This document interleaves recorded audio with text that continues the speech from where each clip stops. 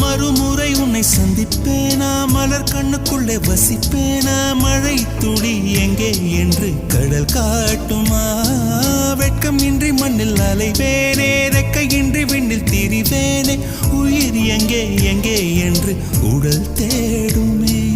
பதறும் இதயம் தோண்டி எடுத்து சிதறு தேங்காய் போட்டு முடித்து உடைந்த சத்தம் உந்திடும் முன்னே எங்கே சென்றாய், எவ்விடம் சென்றாய், என்னை காணும் போது கண்ணை பார்த்து சொல்லு கண்ணே என் போல நீயும் காதல் கொண்டாயா, நீ சூரியனை சுட்டுவிடும் தாமரையா.